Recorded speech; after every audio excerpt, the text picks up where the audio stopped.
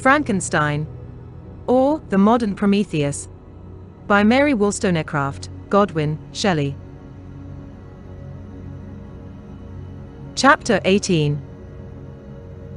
Day after day, week after week, passed away on my return to Geneva, and I could not collect the courage to recommence my work. I feared the vengeance of the disappointed fiend, yet I was unable to overcome my repugnance to the task which was enjoined me.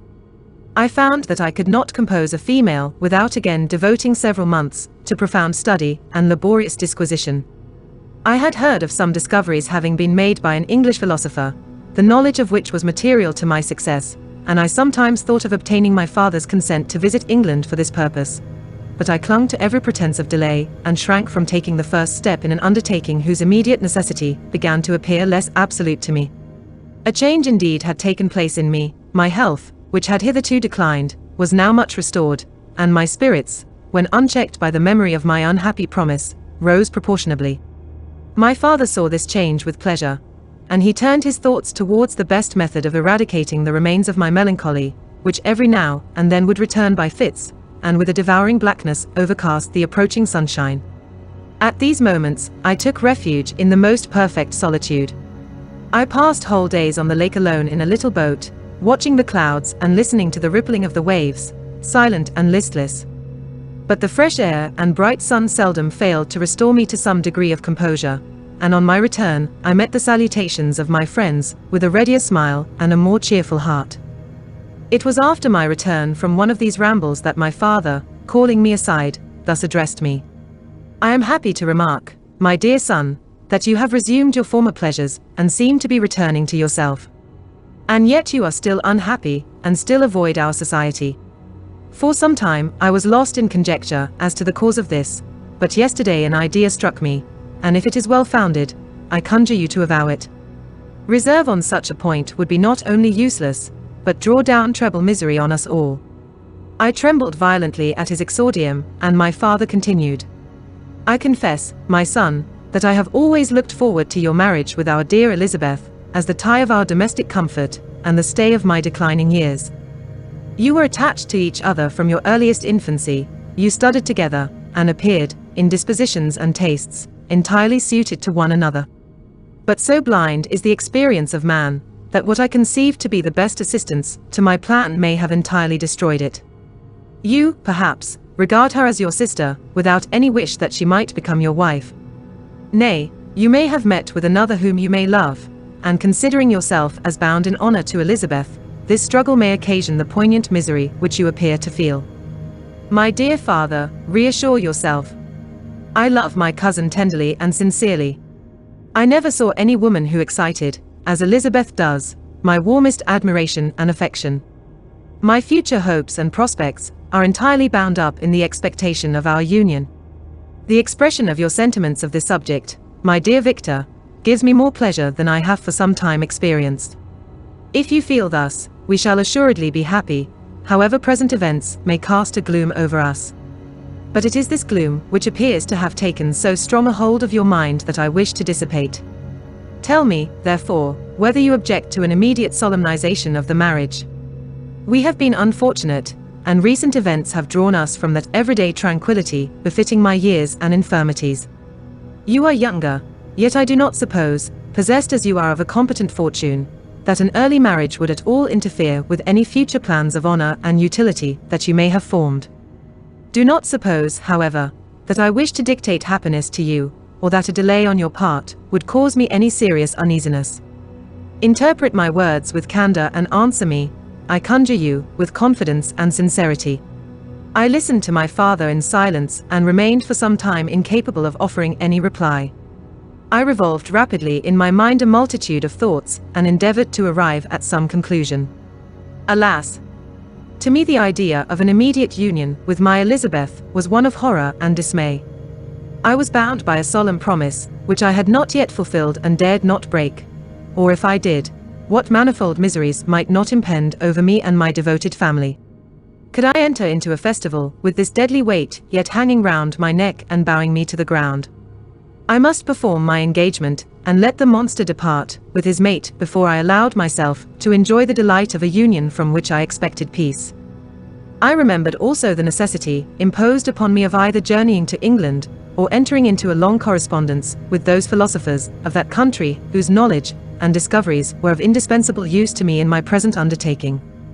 The latter method of obtaining the desired intelligence was dilatory and unsatisfactory.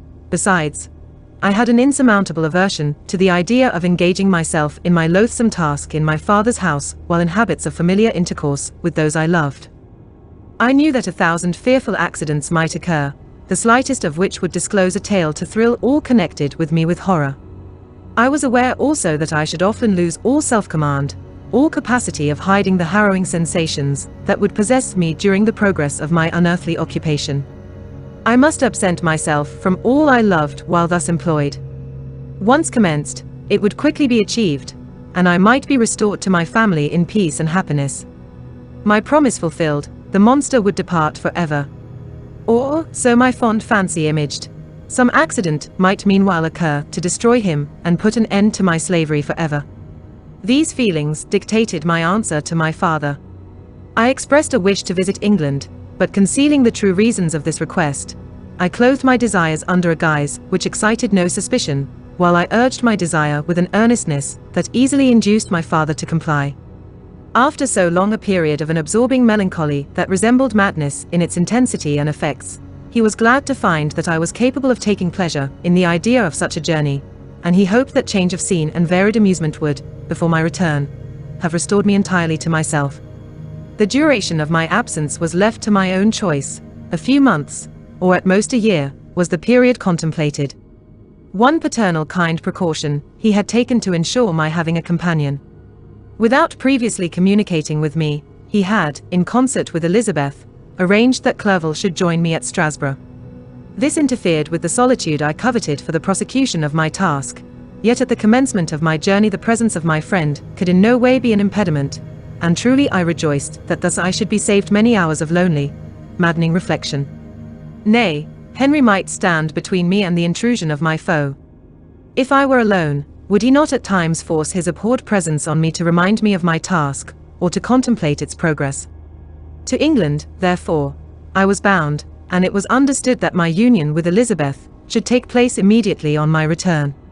My father's age rendered him extremely averse to delay. For myself, there was one reward I promised myself from my detested toils, one consolation for my unparalleled sufferings. It was the prospect of that day when, enfranchised from my miserable slavery, I might claim Elizabeth and forget the past in my union with her. I now made arrangements for my journey, but one feeling haunted me which filled me with fear and agitation. During my absence, I should leave my friends unconscious of the existence of their enemy and unprotected from his attacks, exasperated as he might be by my departure. But he had promised to follow me wherever I might go, and would he not accompany me to England? This imagination was dreadful in itself, but soothing inasmuch as it supposed the safety of my friends. I was agonized with the idea of the possibility that the reverse of this might happen. But through the whole period during which I was the slave of my creature, I allowed myself to be governed by the impulses of the moment, and my present sensations strongly intimated that the fiend would follow me and exempt my family from the danger of his machinations. It was in the latter end of September that I again quitted my native country. My journey had been my own suggestion, and Elizabeth therefore acquiesced, but she was filled with disquiet at the idea of my suffering, away from her, the inroads of misery and grief. It had been her care which provided me a companion in Clerval, and yet a man is blind to 1,000-minute circumstances which call forth a woman's sedulous attention. She longed to bid me hasten my return. 1,000 conflicting emotions rendered her mute as she bade me a tearful, silent farewell. I threw myself into the carriage that was to convey me away, hardly knowing whither I was going, and careless of what was passing around. I remembered only, and it was with a bitter anguish that I reflected on it, to order that my chemical instruments should be packed to go with me. Filled with dreary imaginations, I passed through many beautiful and majestic scenes, but my eyes were fixed and unobserving. I could only think of the bourne of my travels and the work which was to occupy me whilst they endured. After some days spent in listless indolence, during which I traversed many leagues, I arrived at Strasbourg, where I waited 2 days for Clerval. He came. Alas, how great was the contrast between us! He was alive to every new scene, joyful when he saw the beauties of the setting sun, and more happy when he beheld it rise and recommence a new day. He pointed out to me the shifting colors of the landscape and the appearances of the sky. "This is what it is to live," he cried, "now I enjoy existence. But you, my dear Frankenstein, wherefore are you desponding and sorrowful?" In truth, I was occupied by gloomy thoughts and neither saw the descent of the evening star nor the golden sunrise reflected in the Rhine. And you, my friend, would be far more amused with the journal of Clerval, who observed the scenery with an eye of feeling and delight, than in listening to my reflections. I, a miserable wretch, haunted by a curse that shut up every avenue to enjoyment. We had agreed to descend the Rhine in a boat from Strasbourg to Rotterdam, whence we might take shipping for London. During this voyage we passed many willowy islands, and saw several beautiful towns. We stayed a day at Mannheim, and on the 5th from our departure from Strasbourg, arrived at Mainz. The course of the Rhine below Mainz becomes much more picturesque. The river descends rapidly and winds between hills, not high, but steep, and of beautiful forms. We saw many ruined castles standing on the edges of precipices, surrounded by black woods, high and inaccessible. This part of the Rhine, indeed, presents a singularly variegated landscape. In one spot you view rugged hills, ruined castles overlooking tremendous precipices, with the dark Rhine rushing beneath, and on the sudden turn of a promontory, flourishing vineyards, with green sloping banks, and a meandering river, and populous towns occupy the scene. We traveled at the time of the vintage, and heard the song of the laborers as we glided down the stream. Even I, depressed in mind, and my spirits continually agitated by gloomy feelings, even I was pleased. I lay at the bottom of the boat, and as I gazed on the cloudless blue sky, I seemed to drink in a tranquility to which I had long been a stranger. And if these were my sensations, who can describe those of Henry? He felt as if he had been transported to fairer land, and enjoyed a happiness seldom tasted by man. "I have seen," he said, "the most beautiful scenes of my own country. I have visited the lakes of Lucerne and Uy, where the snowy mountains descend almost perpendicularly to the water, casting black and impenetrable shades, which would cause a gloomy and mournful appearance were it not for the most verdant islands that relieve the eye by their gay appearance. I have seen this lake agitated by a tempest, when the wind tore up whirlwinds of water, and gave you an idea of what the waterspout must be on the great ocean, and the waves dash with fury the base of the mountain, where the priest and his mistress were overwhelmed by an avalanche, and where their dying voices are still said to be heard amid the pauses of the nightly wind. I have seen the mountains of La Valais, and the Pays de Vaud, but this country, Victor, pleases me more than all those wonders. The mountains of Switzerland are more majestic and strange, but there is a charm in the banks of this divine river that I never before saw equaled. Look at that castle which overhangs yon precipice, and that also on the island, almost concealed amongst the foliage of those lovely trees, and now that group of laborers coming from among their vines, and that village half hid in the recess of the mountain. Oh, surely the spirit that inhabits and guards this place has a soul more in harmony with man than those who pile the glacier, or retire to the inaccessible peaks of the mountains of our own country. Clerval. Beloved friend. Even now it delights me to record your words, and to dwell on the praise of which you are so eminently deserving. He was a being formed in the very poetry of nature. His wild and enthusiastic imagination was chastened by the sensibility of his heart. His soul overflowed with ardent affections, and his friendship was of that devoted and wondrous nature that the worldly-minded teach us to look for only in the imagination. But even human sympathies were not sufficient to satisfy his eager mind. The scenery of external nature, which others regard only with admiration, he loved with ardor. The sounding cataract haunted him like a passion, the tall rock, the mountain, and the deep and gloomy wood. Their colors and their forms were then to him an appetite, a feeling, and a love that had no need of a remoter charm, by thought supplied, or any interest unborrowed from the eye. Wordsworth's Tintern Abbey. And where does he now exist? Is this gentle and lovely being lost forever? Has this mind, so replete with ideas, imaginations fanciful and magnificent, which formed a world, whose existence depended on the life of its creator, has this mind perished? Does it now only exist in my memory? No, it is not thus. Your form so divinely wrought, and beaming with beauty, has decayed, but your spirit still visits and consoles your unhappy friend. Pardon this gush of sorrow, these ineffectual words are but a slight tribute to the unexampled worth of Henry, but they soothe my heart, overflowing with the anguish which his remembrance creates. I will proceed with my tale. Beyond Cologne we descended to the plains of Holland, and we resolved to post the remainder of our way, for the wind was contrary, and the stream of the river was too gentle to aid us. Our journey here lost the interest arising from beautiful scenery, but we arrived in a few days at Rotterdam, whence we proceeded by sea to England. It was on a clear morning, in the latter days of December, that I first saw the white cliffs of Britain. The banks of the Thames presented a new scene. They were flat, but fertile, and almost every town was marked by the remembrance of some story. We saw Tilbury Fort and remembered the Spanish Armada, Gravesend, Woolwich, and Greenwich, places which I had heard of even in my country. At length we saw the numerous steeples of London, St. Paul's towering above all, and the tower famed in English history. Chapter 19. London was our present point of rest. We determined to remain several months in this wonderful and celebrated city. Clerval desired the intercourse of the men of genius and talent who flourished at this time, but this was with me a secondary object. I was principally occupied with the means of obtaining the information necessary for the completion of my promise, and quickly availed myself of the letters of introduction that I had brought with me, addressed to the most distinguished natural philosophers. If this journey had taken place during my days of study and happiness, it would have afforded me inexpressible pleasure. But a blight had come over my existence, and I only visited these people for the sake of the information they might give me on the subject in which my interest was so terribly profound. Company was irksome to me. When alone, I could fill my mind with the sights of heaven and earth. The voice of Henry soothed me, and I could thus cheat myself into a transitory peace. But busy, uninteresting, joyous faces brought back despair to my heart. I saw an insurmountable barrier placed between me and my fellow men. This barrier was sealed with the blood of William and Justine, and to reflect on the events connected with those names filled my soul with anguish. But in Clerval I saw the image of my former self.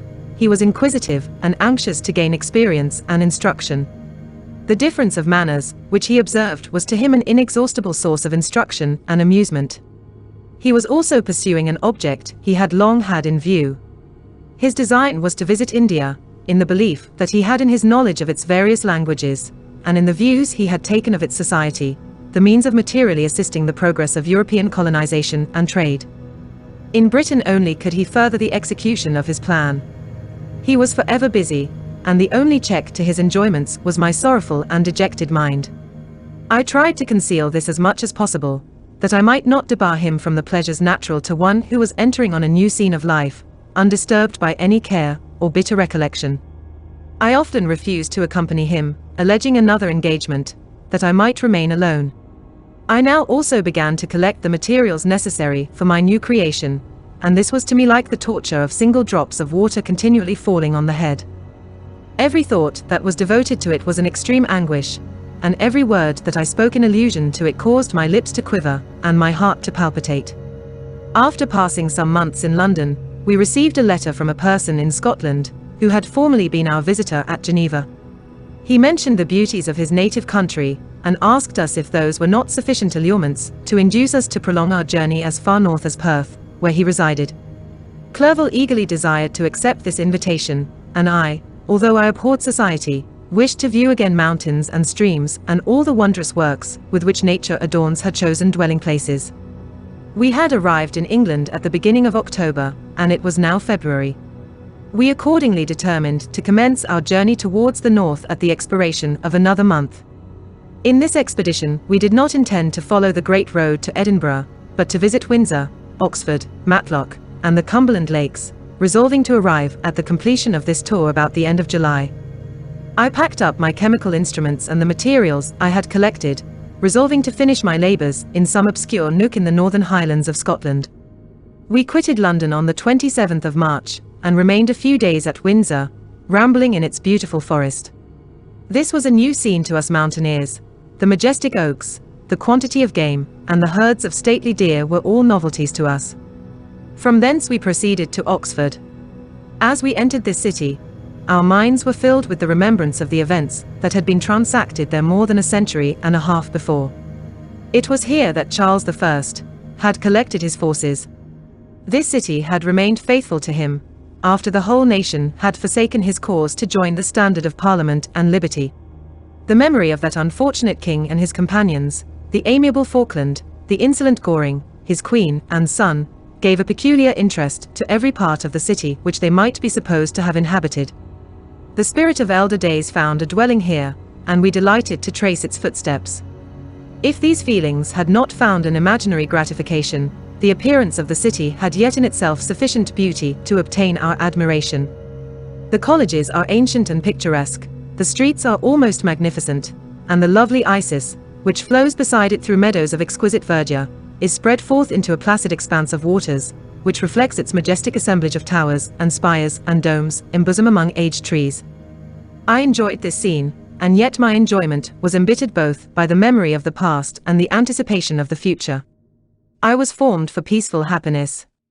During my youthful days discontent never visited my mind, and if I was ever overcome by ennui, the sight of what is beautiful in nature, or the study of what is excellent and sublime in the productions of man, could always interest my heart and communicate elasticity to my spirits. But I am a blasted tree, the bolt has entered my soul, and I felt then that I should survive to exhibit what I shall soon cease to be, a miserable spectacle of wrecked humanity, pitiable to others and intolerable to myself. We passed a considerable period at Oxford, rambling among its environs and endeavoring to identify every spot which might relate to the most animating epoch of English history.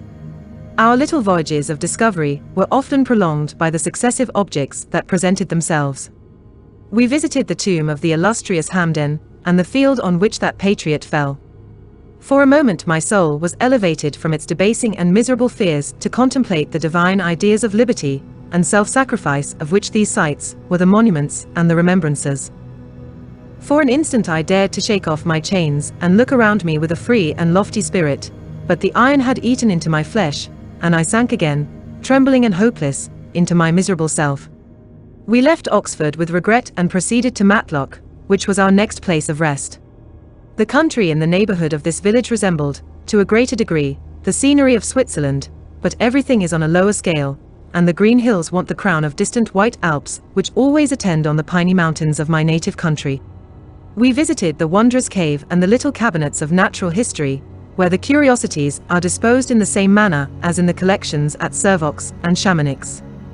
The latter name made me tremble when pronounced by Henry, and I hastened to quit Matlock, with which that terrible scene was thus associated. From Derby, still journeying northwards, we passed 2 months in Cumberland and Westmoreland. I could now almost fancy myself among the Swiss mountains. The little patches of snow which yet lingered on the northern sides of the mountains, the lakes, and the dashing of the rocky streams were all familiar and dear sights to me. Here also we made some acquaintances, who almost contrived to cheat me into happiness. The delight of Clerval was proportionably greater than mine, his mind expanded in the company of men of talent, and he found in his own nature greater capacities and resources than he could have imagined himself to have possessed while he associated with his inferiors. "I could pass my life here," said he to me, "and among these mountains I should scarcely regret Switzerland and the Rhine." But he found that a traveler's life is one that includes much pain amidst its enjoyments. His feelings are forever on the stretch, and when he begins to sink into repose, he finds himself obliged to quit that on which he rests in pleasure for something new, which again engages his attention, and which also he forsakes for other novelties. We had scarcely visited the various lakes of Cumberland and Westmoreland, and conceived an affection for some of the inhabitants, when the period of our appointment with our Scotch friend approached, and we left them to travel on. For my own part, one was not sorry. I had now neglected my promise for some time, and I feared the effects of the demon's disappointment. He might remain in Switzerland and wreak his vengeance on my relatives. This idea pursued me and tormented me at every moment from which I might otherwise have snatched repose and peace. I waited for my letters with feverish impatience. If they were delayed I was miserable and overcome by 1,000 fears, and when they arrived and I saw the superscription of Elizabeth or my father, I hardly dared to read and ascertain my fate. Sometimes I thought that the fiend followed me and might expedite my remissness by murdering my companion. When these thoughts possessed me, I would not quit Henry for a moment, but followed him as his shadow, to protect him from the fancied rage of his destroyer. I felt as if I had committed some great crime, the consciousness of which haunted me. I was guiltless, but I had indeed drawn down a horrible curse upon my head, as mortal as that of crime. I visited Edinburgh with languid eyes and mind, and yet that city might have interested the most unfortunate being. Clerval did not like it so well as Oxford, for the antiquity of the latter city was more pleasing to him.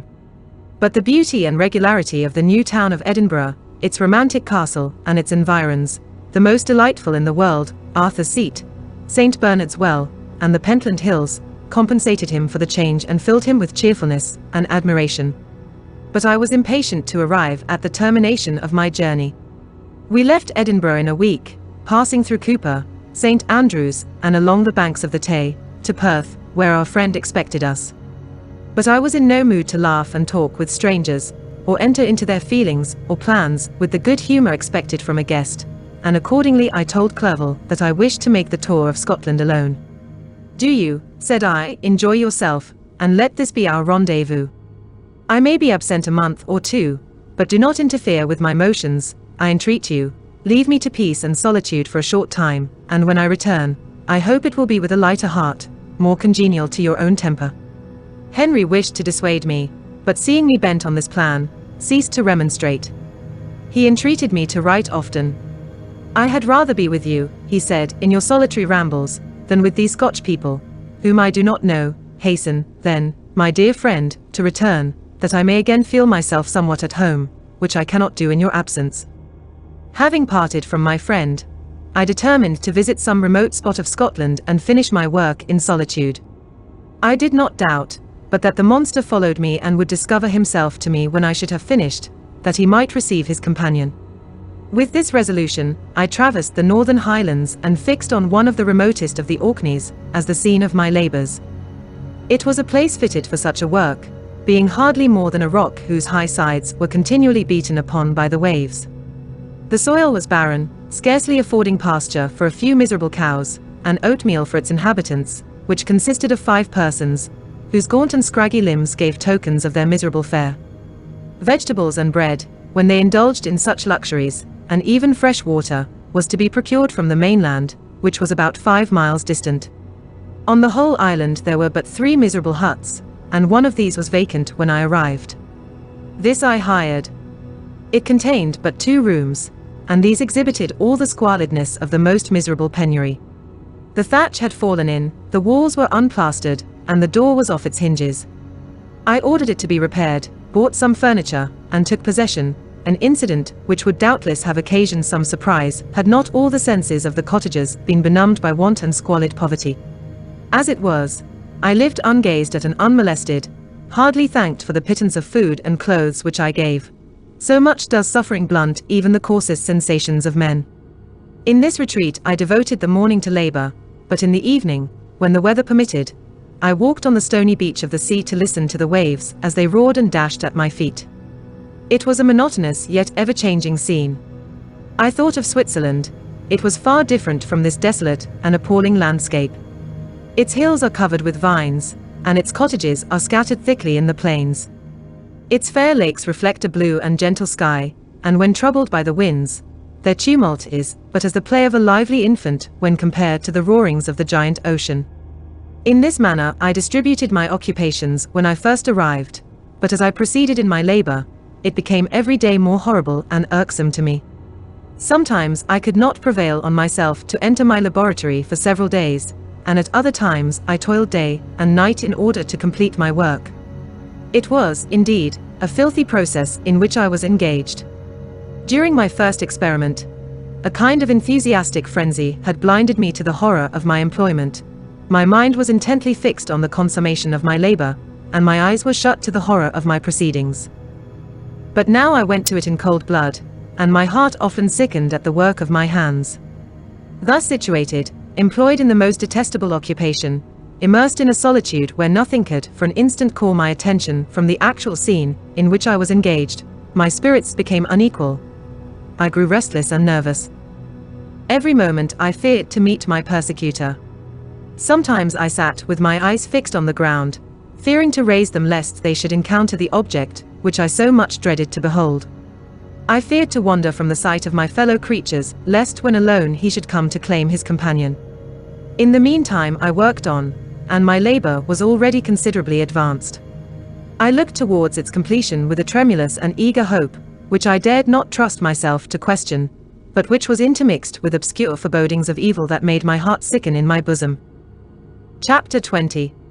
I sat one evening in my laboratory. The sun had set, and the moon was just rising from the sea.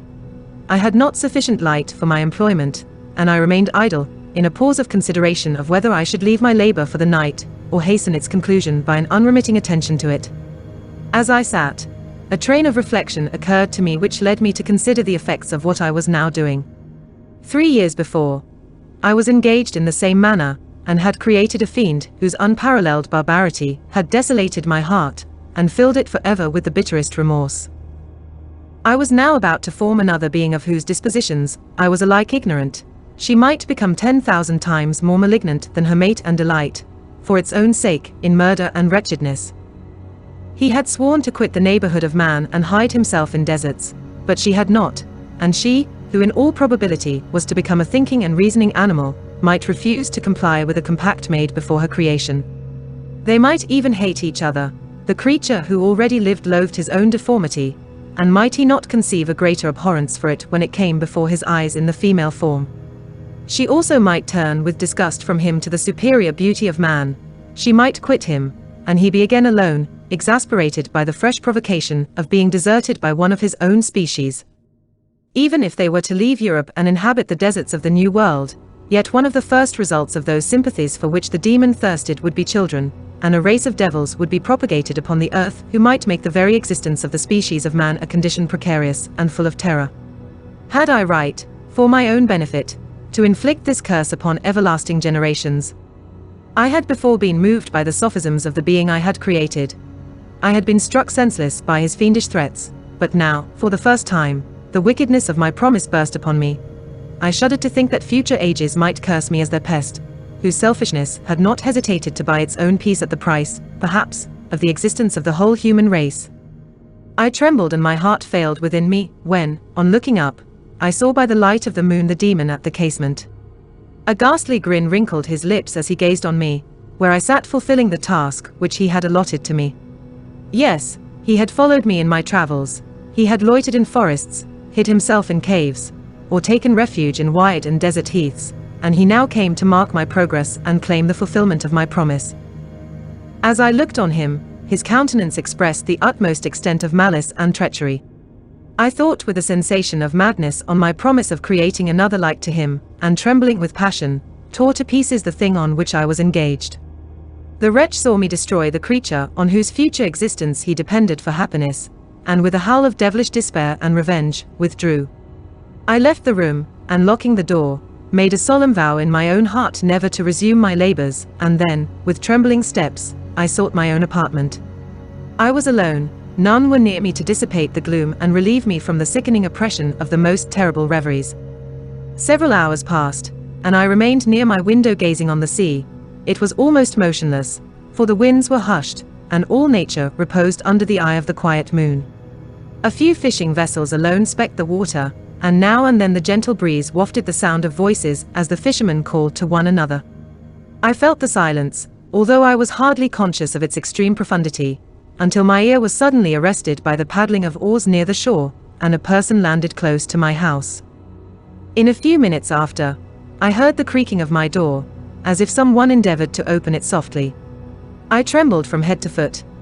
I felt a presentiment of who it was and wished to rouse one of the peasants who dwelt in a cottage not far from mine, but I was overcome by the sensation of helplessness, so often felt in frightful dreams, when you in vain endeavor to fly from an impending danger, and was rooted to the spot. Presently I heard the sound of footsteps along the passage. The door opened, and the wretch whom I dreaded appeared. Shutting the door, he approached me and said in a smothered voice, "You have destroyed the work which you began. What is it that you intend? Do you dare to break your promise? I have endured toil and misery. I left Switzerland with you. I crept along the shores of the Rhine, among its willow islands and over the summits of its hills. I have dwelt many months in the heaths of England and among the deserts of Scotland. I have endured incalculable fatigue, and cold, and hunger, Do you dare destroy my hopes? Begone. I do break my promise. Never will I create another like yourself, equal in deformity and wickedness. Slave, I before reasoned with you, but you have proved yourself unworthy of my condescension. Remember that I have power. You believe yourself miserable, but I can make you so wretched that the light of day will be hateful to you. You are my creator, but I am your master, obey. The hour of my irresolution is past, and the period of your power is arrived. Your threats cannot move me to do an act of wickedness, but they confirm me in a determination of not creating you a companion in vice. Shall I, in cool blood, set loose upon the earth a demon whose delight is in death and wretchedness? Begone. I am firm, and your words will only exasperate my rage. The monster saw my determination in my face and gnashed his teeth in the impotence of anger. Shall each man, cried he, find a wife for his bosom, and each beast have his mate, and I be alone? I had feelings of affection, and they were requited by detestation and scorn. Man, you may hate, but beware. Your hours will pass in dread and misery, and soon the bolt will fall which must ravish from you your happiness forever. Are you to be happy while I grovel in the intensity of my wretchedness? You can blast my other passions, but revenge remains, revenge, henceforth dearer than light or food. I may die, but first you, my tyrant and tormentor, shall curse the sun that gazes on your misery. Beware, for I am fearless and therefore powerful. I will watch with the wiliness of a snake, that I may sting with its venom. Man, you shall repent of the injuries you inflict. Devil, cease, and do not poison the air with these sounds of malice. I have declared my resolution to you, and I am no coward to bend beneath words. Leave me, I am inexorable. It is well. I go, but remember, I shall be with you on your wedding night. I started forward and exclaimed, Villain! Before you sign my death warrant, be sure that you are yourself safe.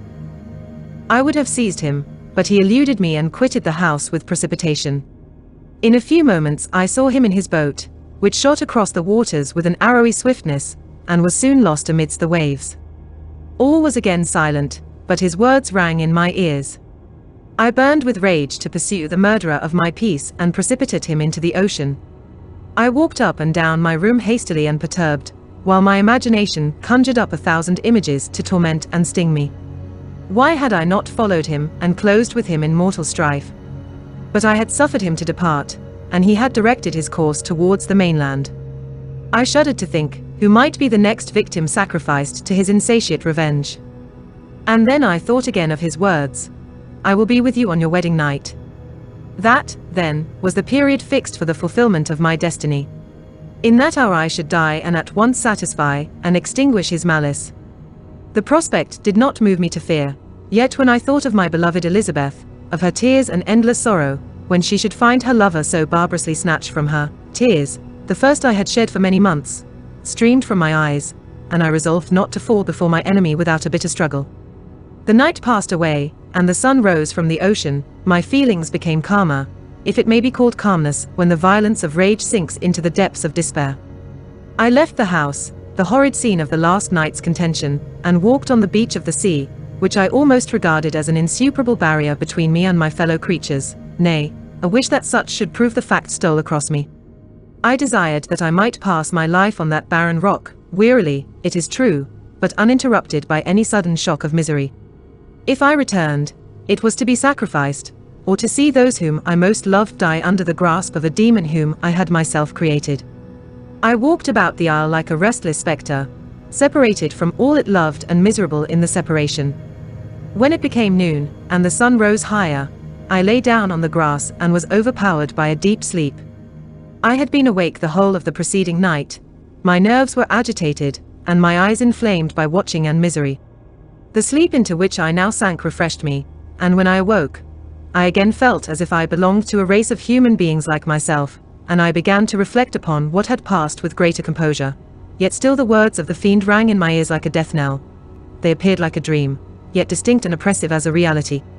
The sun had far descended, and I still sat on the shore, satisfying my appetite, which had become ravenous, with an oaten cake, when I saw a fishing boat land close to me, and one of the men brought me a packet. It contained letters from Geneva, and one from Clerval entreating me to join him. He said that he was wearing away his time fruitlessly where he was, that letters from the friends he had formed in London desired his return to complete the negotiation they had entered into for his Indian enterprise. He could not any longer delay his departure, but as his journey to London might be followed, even sooner than he now conjectured, by his longer voyage, he entreated me to bestow as much of my society on him as I could spare. He besought me, therefore, to leave my solitary isle and to meet him at Perth, that we might proceed southwards together. This letter in a degree recalled me to life, and I determined to quit my island at the expiration of 2 days. Yet, before I departed, there was a task to perform, on which I shuddered to reflect. I must pack up my chemical instruments, and for that purpose I must enter the room which had been the scene of my odious work, and I must handle those utensils the sight of which was sickening to me. The next morning, at daybreak, I summoned sufficient courage, and unlocked the door of my laboratory. The remains of the half-finished creature, whom I had destroyed, lay scattered on the floor, and I almost felt as if I had mangled the living flesh of a human being. I paused to collect myself and then entered the chamber. With trembling hand I conveyed the instruments out of the room, but I reflected that I ought not to leave the relics of my work to excite the horror and suspicion of the peasants, and I accordingly put them into a basket, with a great quantity of stones, and laying them up, determined to throw them into the sea that very night. And in the meantime I sat upon the beach, employed in cleaning and arranging my chemical apparatus. Nothing could be more complete than the alteration that had taken place in my feelings since the night of the appearance of the demon. I had before regarded my promise with a gloomy despair as a thing that, with whatever consequences, must be fulfilled, but I now felt as if a film had been taken from before my eyes, and that I for the first time saw clearly. The idea of renewing my labors did not for one instant occur to me. The threat I had heard weighed on my thoughts, but I did not reflect that a voluntary act of mine could avert it.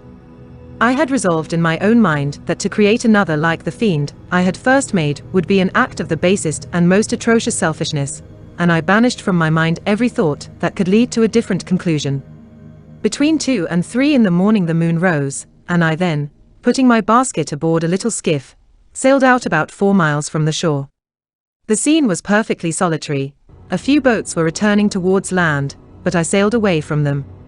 I felt as if I was about the commission of a dreadful crime, and avoided with shuddering anxiety any encounter with my fellow creatures.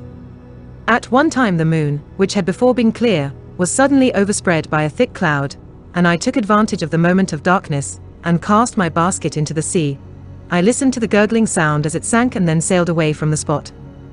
The sky became clouded, but the air was pure, although chilled by the northeast breeze that was then rising. But it refreshed me and filled me with such agreeable sensations that I resolved to prolong my stay on the water, and fixing the rudder in a direct position, stretched myself at the bottom of the boat. Clouds hid the moon, everything was obscure, and I heard only the sound of the boat as its keel cut through the waves. The murmur lulled me, and in a short time I slept soundly.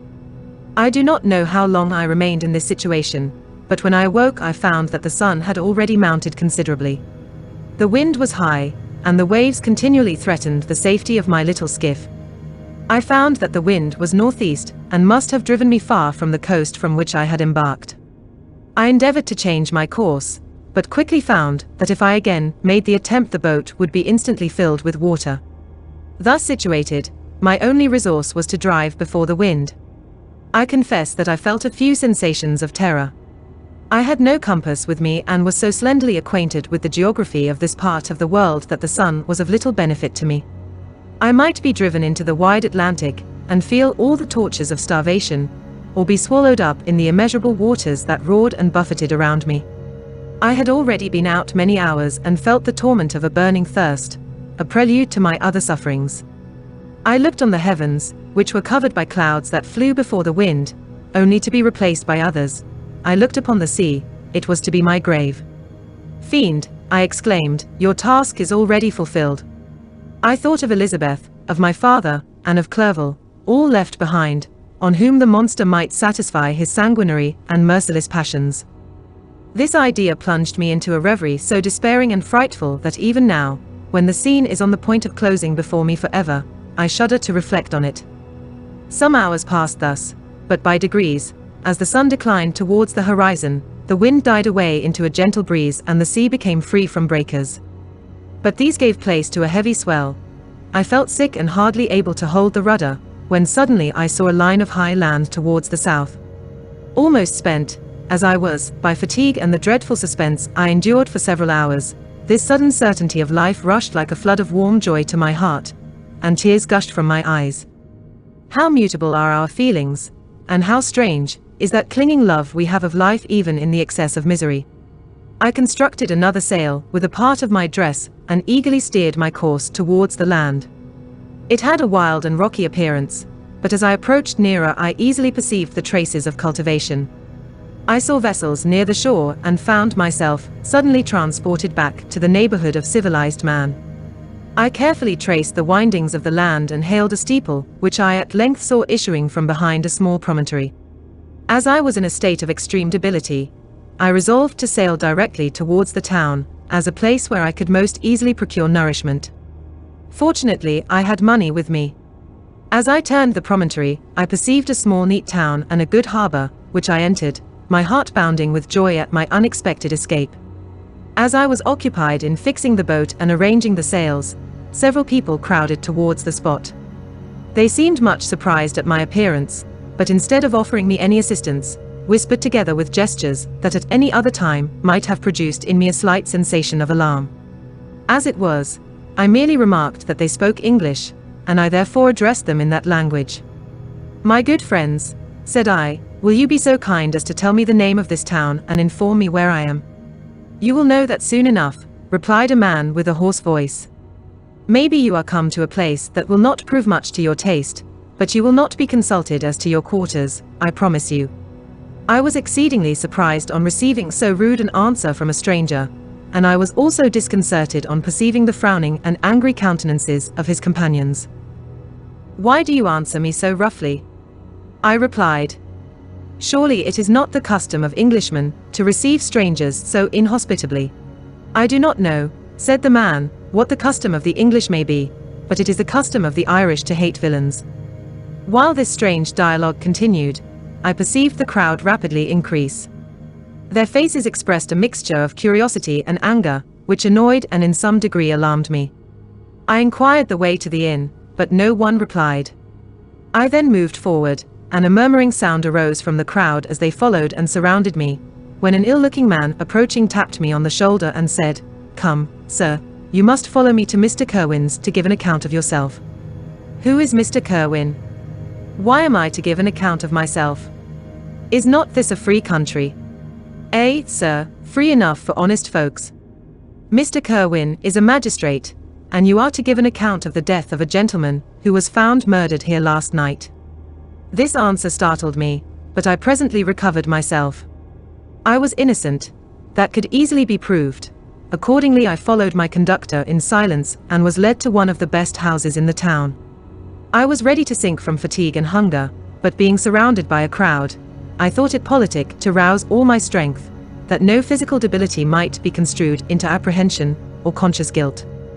Little did I then expect the calamity that was in a few moments to overwhelm me and extinguish in horror and despair all fear of ignominy or death.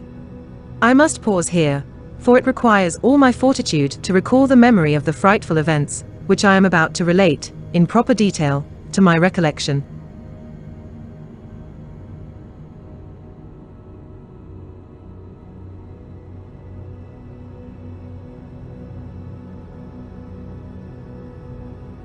Thank you for watching.